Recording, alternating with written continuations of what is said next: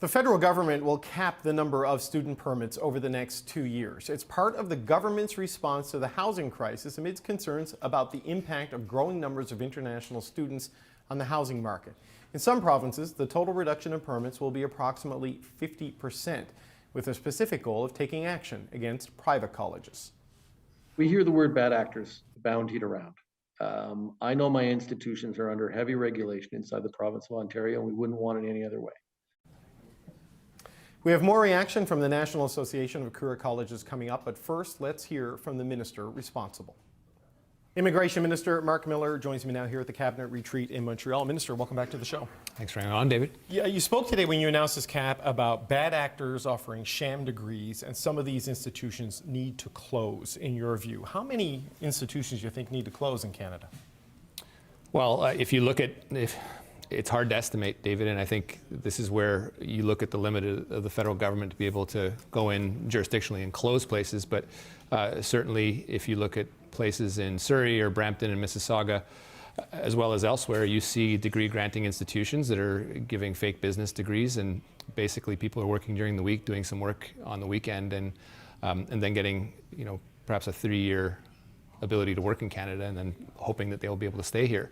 That isn't the international student program that was devised, and the visas that are sought after by people looking to get the best education in the world, including what's offered in Canada. So there's a significant amount of them. The fact that they have exploded in the last couple of years is a sign that we need to rein things in and get this under control. It's a responsibility that we share with provinces. Are we talking dozens of institutions? Are we talking hundreds of institutions? What's your sense of the order of magnitude here? I'd venture to think that we are, depending on how they're organized, in the hundreds. We also have the ecosystem that's been created that's been very, very lucrative, where people pay 4 or 5 times what a domestic student would pay.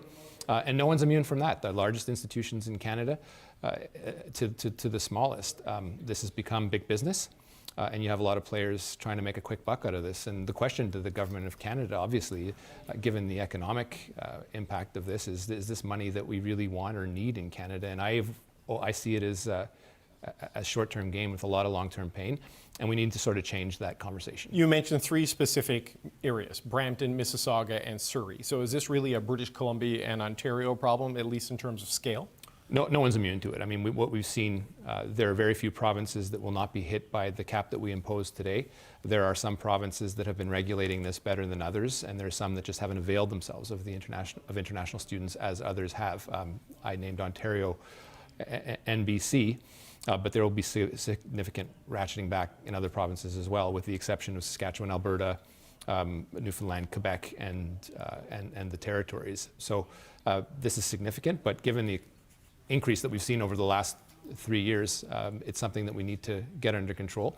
But we also need to put this on the table to make provinces do the jobs that they are supposed to do. The Auditors General of many provinces have pointed out the fact that this needs to be brought under control by provinces, where they have the surgical fine tools to be able to do this in a way that shores up the integrity of the system. It's not just an issue, though, in private college. I know predominantly that's where you're seeing the challenges, but universities, public colleges have turned to international students to make up for, quite frankly, funding gaps.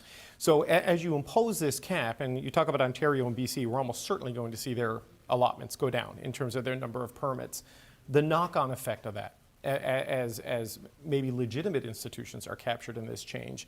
What are your concerns there in terms of lost revenue for these institutions and lost opportunity for students? Lost revenue and, frankly, lost talent if this isn't done correctly. If this is properly instituted, I believe that provinces will be able to be put in a position where they can actually reward the good actors and really shut down and punish the bad ones. They can reallocate this so that our top institutions are getting the international students and the revenue associated to them. No one is innocent in this, but there are some institutions that are doing this better than others. And I would hate to see some of the largest institutions that are world-renowned get punished for no particular reason. It's clear, though, that that growth is unsustainable, and it's causing some carry-on effects in housing, healthcare, and the reputational impact of Canada worldwide as an attractive place to do and have students study and then be able to radiate internationally, it's often become a backdoor for permanent residency, which is not what the program was intended to in the first place. Right, so the elite institutions, you've got carve-outs in here in terms of limiting work permit restrictions for master's and doctoral level students and spouses, and also professional faculties like law and medicine. Those institutions will probably find a way, no matter what. But there's been some concern expressed since you announced this morning about, you know, the private college level, sort of the entry level, say, to healthcare professional workspaces, for example, of this maybe creating an unintentional labor shortage, medical technicians, these sorts of things, care workers. How do you guard against that in implementing this? Well, we'll clearly work with provinces that have those shortages and see some of the effects that it has, and we'll be flexible in being able to grant them postgraduate work permits. The intention is not to ruin anyone's well thought through business model, but to really deal with the perverse incentives, the perverse effects of an ecosystem that's gone a little awry. If a province comes to us and says this particular institution has nurses that we'll be able to work after, and there's a labor shortage, we'll be flexible with them. But first and foremost, they should take a serious look at the cap that we've imposed, come back to us with our plan to deal with fraud predominantly and shut down institutions that have no reason to exist, as well as to shore up the system. I had a great conversation with my colleague in British Columbia, who had already spent a tremendous amount of time coming up with a system to deal with that in British Columbia. So provinces can look to each other and look at the models that they're putting forward. Quebec has its own unique model here that has been robust as well. So they will be able to benefit from some cap space that hasn't been used. There are incentives here to get things right, but we need them at the table getting things right. You talk about the role the provinces play in this. They obviously license and regulate post-secondary institutions and would have been responsible in Ontario, for example, with the growth of the private colleges that you're kind of focusing on here. But the permits were still issued by the federal government. So why did your department go along with the surge in the approval of the permits when this was clearly moving at a pace that is now obviously not sustainable? Look, a couple things, and you're right in saying that, but to be clear, provinces are making money off this, institutions are making money off this. The government of Canada is the only one sitting at the bar not drinking, and we're about to get stiffed with the bill. And so I think that's something serious that we need to deal with. We do have a role in the ability to use levers. They're pretty rough, turning on taps and turning them off. I had said previously that a national cap, if it were just imposed without having put some thought into it, weighing it by province, being fair, is like doing surgery with a hammer. We need to put provinces on notice to get their acts together, but we also have a role in shoring up the role that we play in eradicating fraud. It's why I announced a recognized institution model that'll separate sort of the wheat from the chaff, and also some more fraud mechanisms. For example, making sure that students have double the financial resources to live in Canada. It's not cheap to live in Canada, as well as verifying offer letters. And then the next step, which is putting in a weighted cap based on the population in provinces in order to make sure that people are just dealing with responsibly with their area of jurisdiction. This is largely an area that has gone uncapped for about 40 years without any problems, and we shut off the taps completely during COVID with a lot of awful effects on these institutions, and we certainly heard from them. But it has ballooned in the last 2 years, and it's time we act. Is it really just the last 2 years? Because, I mean, in some ways, I wonder if your analogy that everyone's at the bar and you're the only one not drinking, you're going to get stuck with the bill. But the federal government enables this in a way by approving all of the permits, right? So, like, how did it get to the point that it was able to scale up? Because they can accept anybody they want. Nobody can get into the country without the federal approval. The way it's worked traditionally, David, is we've trusted the designated learning institutions that have been licensed by the provinces. There have been very loose enforcement and verification of those institutions. And the federal government has had a role. In fact, you've seen the statistics of us limiting the levels and numbers of people that are accepted once a institution sets out and gives an offer to someone. So there has been a role, but now it's much more accrued with the availability in doubling the financial funds and making sure that we're verifying offer letters and then putting an intake cap. So to be clear, as of today, we're not taking any more applications until provinces issue a letter to us backing an application. So they do have an interest from now until March 31st to get their houses in order, or else there will be no application and permits issued with respect to any particular province. So are the provinces just not rigorous enough in their oversight and in their licensing and in their assessment of the institutions that were operating in their jurisdiction? Is that part of the problem here? It is certainly part of the problem, and you don't need to trust me as the politician. I hope people do, but you'd only need to see the Auditor General reports that have been issued and not heeded in the past, and that's something that will have to be listened to now, or else there'll be no more visas. This is a final point. I mean, you're making this move, and you've outlined the reasons why, but it's coming at a time when sort of public support for immigration is going down a little bit. It's obviously going to be very politicized in the U.S. election cycle that we're going to see. Do you worry about having to take measures like this and the knock-on effect of that and Canadians' attitude towards immigration? Scarcity of housing, for example, has hardened some people's opinions about bringing in as many people as we do each year. Where do you see this fitting into that continuum? Well, I think Canadians trust us to do the right thing, and this is certainly the right thing. Having a system that has run amok doesn't help us face the headwinds that are clearly facing the Canadian consensus that has been very positive around immigration. I obviously worry about the international students that are studying today. I'm not out there to target them. They deserve the dignity that they are entitled to as human beings. But clearly, some of them have been part of a system where they've been taken advantage of and given false hope that they may be able to stay in this country. And I don't want them to be hurt. Canadians still are very positive towards immigration, but they've said to various levels of government that we do need to get our acts together, federally, provincially, and territorially, and be more organized when it comes to the impacts on the healthcare system, the impacts on the educational system, the impact on housing. We also need to look at the other side of the equation, which is the services that we have come to know and love in this country that are part of our DNA that wouldn't be there without immigration. And so if we shut off the taps in a way that is just reactionary and I believe unreasonable, we'll have some effects that are far worse than some of the stuff that we're seeing today. But again, today was not a housing announcement. It will have an impact on some areas of housing. It was fundamentally three important measures to make sure that we have a system on international student visas that has some integrity to it.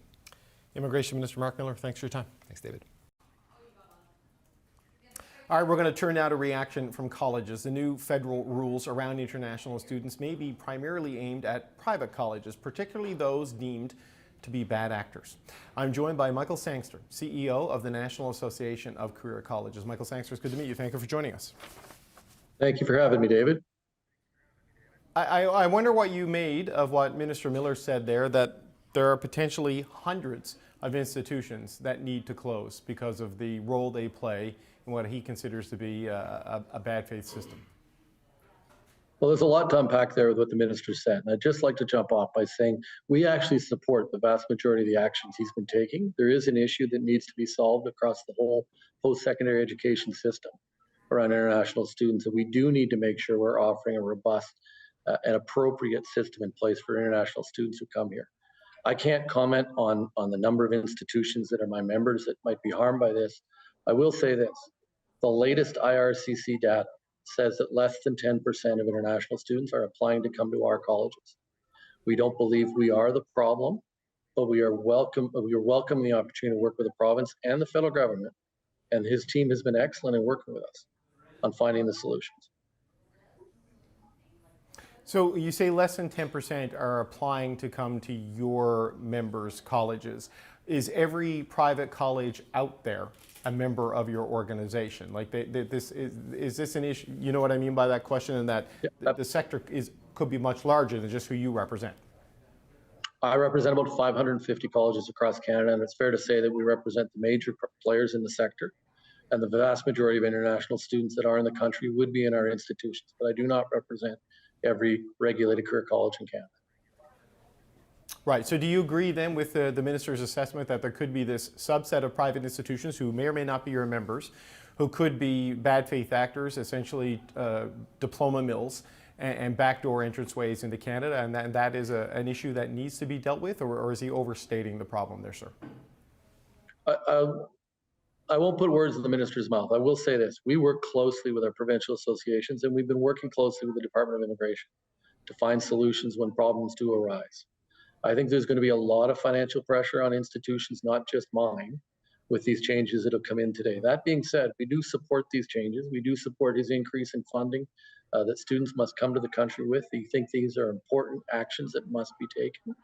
But I don't have a number. I don't know how many of our institutions might struggle with these decisions taken today. There's always unintended consequences with big sweeping policy changes. What concerns do you have there? I know the minister has said that he's willing to work with provinces and other organizations to make sure there are no unintended consequences of true significance here. But what are the areas that are potentially vulnerable to the knock-on effects of this?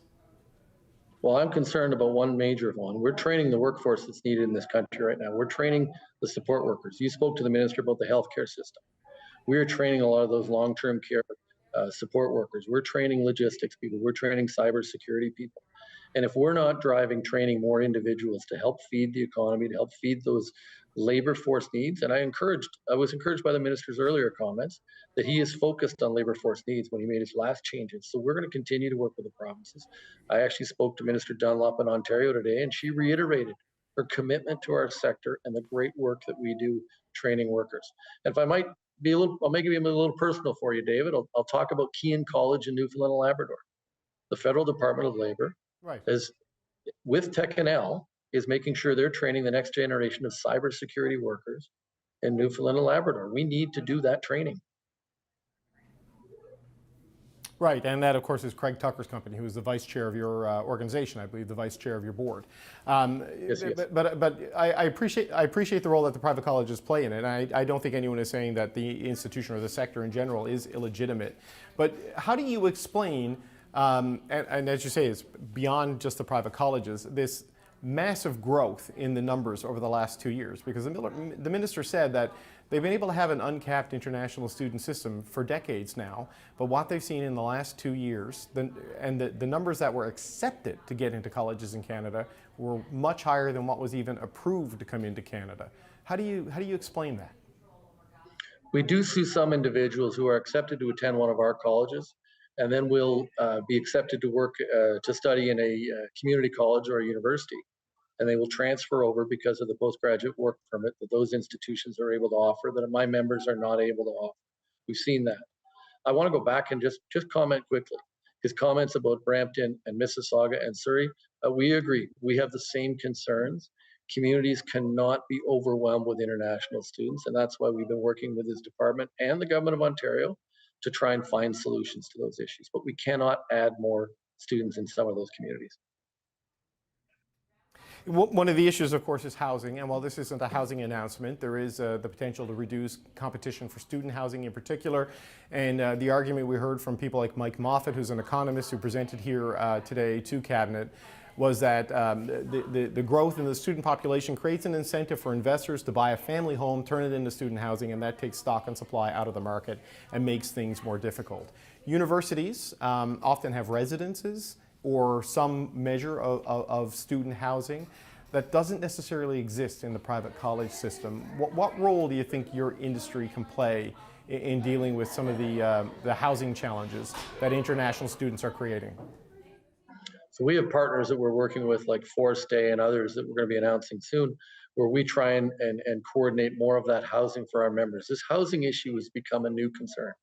And I would challenge some of the numbers that are out there around the number of residences that are available in colleges or universities compared to the number of students that are there. I think we all know stories of housing shortages.